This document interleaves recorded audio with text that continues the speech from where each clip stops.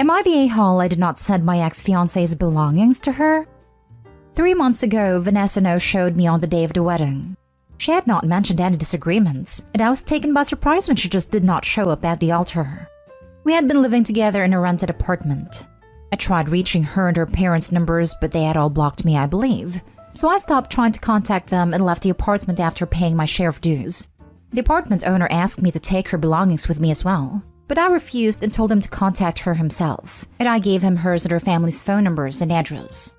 I also requested him to not share my new contact details with my ex or her family. I then moved to a different city and rented a studio apartment for myself. My previous apartment owner called me soon after that to say that he had tried contacting her but couldn't reach her, so he left all her belongings at the police station. My ex came to my parents' home a week ago and found me there. She was mad at me for leaving her belongings at the apartment instead of contacting her. Apparently, the apartment owner sued her for not paying rent and going no contact. She had to pay a huge amount to compensate for it. I told her that she should not have blocked me if she was keen on getting her belongings back. Now she's ranting about me on her social media from what I heard from close friends. Maybe I should have tried contacting her more before leaving her belongings there, so that she would not have been sued by the homeowner. Am I the a-hole? Now for the top comments. Info. How did she expect you to contact her since she blocked you? I think a provisional NTA is in order. It's not like she didn't know her stuff was there. She also didn't pick up when the landlord called, so her problem appears to be 100% of her own making. I'm sure it stung to be left at the altar, but you've probably realized by now she did you a favor, though I'm sure that wasn't her motivation. She's now with another guy. I think she cheated on me and did not want to confess about it. She didn't want to take responsibility for her own mistake? Color me shocked. I still don't see how she expected you to contact her. In any case, you dodged a bullet by not marrying her, even though it seems she's still determined to create turmoil in yours and your family's lives. Maybe a restraining order is called for here. Yep, maybe I should have tried contacting her more? Like, how exactly? OP, I'm sorry she did that to you. That must have been awfully heartbreaking. That being said, I'm glad you didn't marry this person. You apparently still think that you should have done more. No, just no. None of that is on you. Maybe I should have tried contacting her more before leaving her belongings there so that she would not have been sued by the homeowner. You did. You tried contacting both her and her parents. After a no-show at the wedding. You do not have to jump through hoops to chase this twit. You are not the a-hole, and your parents need to trespass her from their home. If she shows up there again, call the cops. She blocked you and then got angry you didn't contact her? As long as you squared everything away with the landlord before you left, I'd say that's where your obligations ended. I only paid my share of the dues. I did not clear her dues for her. That's why he sued her. Exactly. You took care of your obligations and you're not obligated to cover her finances. She's a grown adult. The ironic part is that Opie would have had some obligation as spouse if she hadn't left him at the altar. Sounds like Opie dodged a bullet. Next story. Am I the a-hole for barking at my ex? Some background. My ex Ezra, male 40-ish, and I, female 36, split in 2018 when after maybe 6 months in, he started to show some red flags here and there. I ran for the hills, got over him, found my person, and I'm overall happy in my life. That's now. Then I focused on work. Him on his new girlfriend, that lasted maybe 8 months. Their breakup also started at calls. First for support, but they soon evolved into griping sessions I wasn't in the mood for. It got so bad I had to block him, but then emails started coming, so I blocked him there too. In the meantime, I moved with my man, 2 blocks away from my best friend and within a mile from Ezra's baby mama's place. I was on my way home from my BFF's. Lovely night. I'm all tipsy and happy, headphones in and walk dancing through the streets, when all of a sudden a wild Ezra appeared with a kid, 13, in tow. Since I didn't hear him calling me, he decided to rip one of my headphones and started yelling this and that.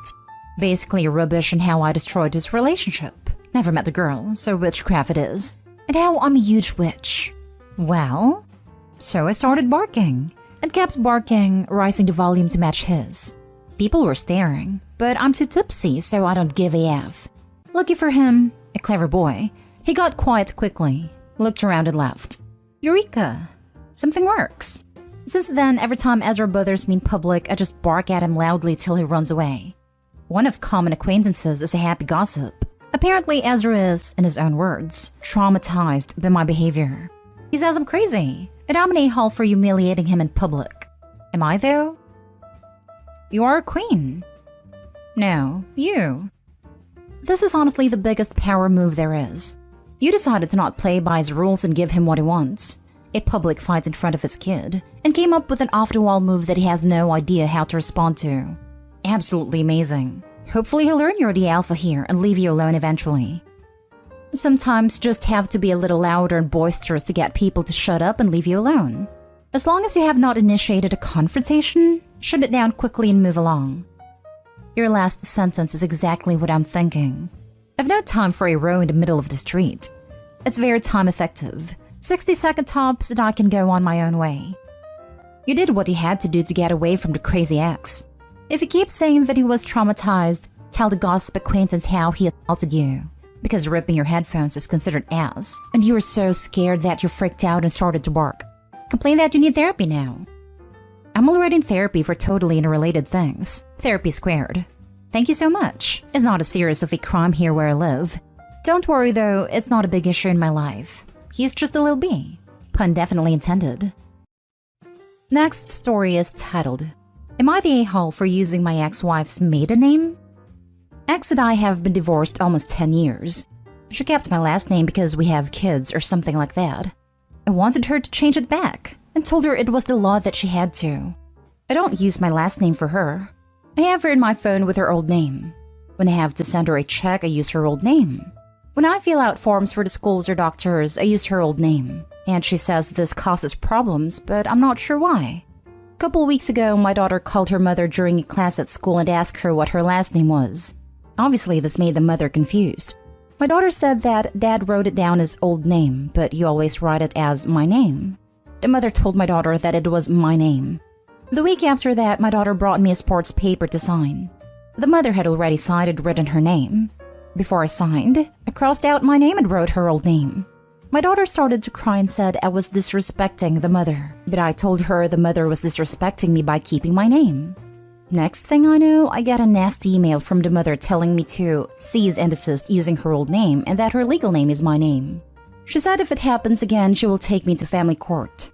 I talked to my wife about it, and she said I'm not the a-hole because now that we are married, only she can use my name. She says I should go back to court to force the mother to legally use her old name. My ex-wife says I'm an a-hole because this disrespects her, and that disrespecting her is disrespecting our children. I told her children don't need respect, and I don't respect her at all. So, am I the a-hole for this? You're the a-hole. Last names are not legal property and therefore it's not illegal for your ex to keep your last name.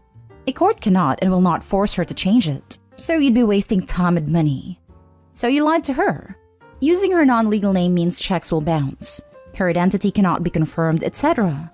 That is making it hard for her to be able to identify herself and get the checks you sent her. I think you know that and are doing that in an attempt to get her to change her name back. You play dumb, but I think you really know what you are doing. Stop being a prick to the mother of your children. Quit the crap. You are not creating a good co-parenting relationship with your ex, and it's resulting in anger from your children. Is your name so freaking important? I doubt it is. That you would hurt your own children because of something so stupid? So what if she wants to keep it? If it means she can be easily identified as the mother of the children you share, be able to receive checks, and do her duty as a parent to your kids, then that is of no concern to you. Pull your head out of your bottom and stop being an a-hole. You're the a-hole. You should love your child more than you hate your ex-wife. That is all that needs to be said. OP is so concerned about being an a-hole to his ex that he doesn't care about hurting his children, and it's pathetic, OP. You're the a-hole. It's not the law that your ex changed her name back to her maiden name.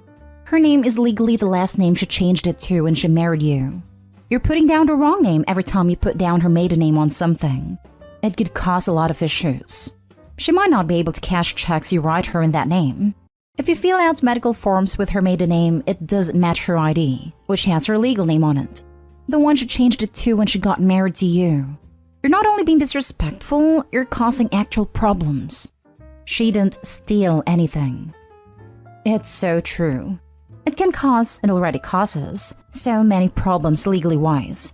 I can't stress enough how irritating it is that you hunt her and change her legal details without her consent, while complicating things for her.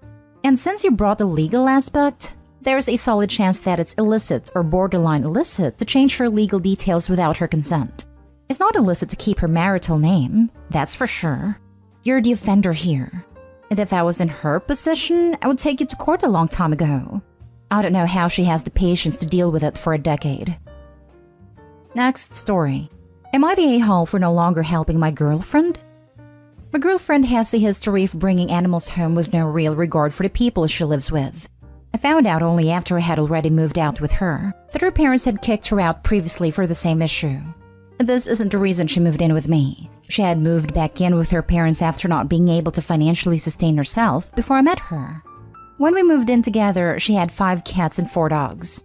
My allergies were an issue, and cleaning and looking after the animals was pretty demanding both in terms of time and finances, and I never really had any animals before, so it was quite a stressful adjustment. However, she got a bit too comfortable with me helping so much, so I was the only one taking care of them, and the bulk of their food and toys and vet bills were coming out of my pocket. I blew through a large amount of savings because of this, which led to a lot of arguments. I tried communicating that I needed a change, and I couldn't keep doing what I was. All she ever really told me is that adult life isn't cheap, and losing finances is part of life. Things got worse after she lost her job, and I now also had to cover her rent. Everything I had saved up for a car over the last 2 years was now gone, which really depressed me. I checked out of the situation and stopped caring for her animals, only paying for absolute necessities so they were at least fed, until she found a job. I told her they weren't my animals, and that we just can't support so many while we both have full-time jobs, rent and other bills to pay. This caused her to reevaluate, and she ended up rehoming some of them so things could be easier. She's now been saying she gave up her animals for me. She wants another dog or a cat, and she's tired of me limiting what she has. It's been a repeated conversation. We're currently living paycheck to paycheck, and we just can't afford to have another animal. I told her I will refuse to help or provide until our situation gets better, and she called me manipulative and controlling. Sounds like the one who should be rehomed is your girlfriend. Yeah, buddy, you need to totally reevaluate this relationship with her. This will not change without getting her some therapy or counseling, or it totally consumes your life with her. Hoarding animals is just as much a psychological problem as hoarding anything else. The complete lack of financial awareness is a really critical problem here. She moved back with her parents because she was financially unable to be alone. They kicked her out because she was probably financially mistreating them over the animals. She was financially abusing the situation with Opie until he woke up and put his foot down. And now she's accusing him of being the cause of her not being allowed to have animals, rather than realizing it is simply a reality that she cannot afford them. If she doesn't start to understand the financial reality for her situation and get help for her hoarding of animals, she will just get worse to the point that nobody can deal with her. She's giving up her animals for you while you have given up your savings for a car for her. Sounds like she can only see her sacrifice and unable to recognize yours. Try to focus the conversation with her about what you two are trying to achieve, and if owning many animals at this time really helps you to reach your shared goals from a financial perspective. Not stay home. That sucks about your savings. Her calling you controlling and manipulative is cruel. Unless I was married or committed, I wouldn't pay for anything but gifts or an emergency towards a partner's animal. It's their responsibility. I would question her rational reasoning skills. She sounds like the manipulative one. Now for the last story. Am I the a-hole for how I reacted after I found out my husband ran a secret background check on me before we got married? We've been married for 3 years, and I only just found out recently that before we got married, my husband ran a background check on me and my family. I found out because we were on vacation with his family, and they were doing things I had no interest in participating in a few times, so I stayed behind. He let me borrow his laptop because I left mine at home. I made a folder with my name, and I was searching for it when I found another folder with my name. The folder was full of reports on me, my family, including extended family, and 2 of my childhood friends. I read as much of the reports as I could before my husband and his family came home for the day. At first, I was just hurt he would do something like this without talking to me first, but as I read more and started finding out things about my family and friends that I never even knew, I started to get angry. It's hard to put it into words, but I felt like I had gone cold all over, but also like it wasn't me reading these things. So when I saw my husband, I exploded on him in front of his family. At first, he tried to say it wasn't a big deal, and his cousin chimed in to say it was normal, and he wasn't the only one who had done it in their family. When he saw I wasn't calming down, he tried to get me to go into our room so we could talk about it privately, but I told him I wasn't going anywhere with him and I was leaving. My husband told me to stay, and he would sleep somewhere else or he would leave, but we were staying in a house owned by his parents, and it felt weird for me to stay and make him leave, especially since his family were still there too. I ended up staying at a hotel for the night, and we both flew home shortly after that, cutting the vacation short. Am I the a-hole? I'm going with not the a-hole just based on how extensive the search seemed to be. I don't think it's super unusual to do a background check on someone, but the fact that it's your family, extended family, and friends leads me to believe that this is some U-level stalky BS, and I'd freak out too. Lol, so funny but true. Joe would be proud. If the family was like politicians and extremely wealthy type people, maybe it would seem normal or whatever. But without that context, I agree. Not the a-hole. At first, he tried to say it wasn't a big deal. Anytime somebody reaches for the not a big deal and tries to tell the upset person how to feel, they're being a-holes. And his cousin chimed in to say it was normal and he wasn't the only one who had done it in their family. Sounds like the family have normalized a-holes. I wonder if telling an angry person that what they're angry about isn't a big deal has ever worked a single time. I'm gonna go with no. Lol.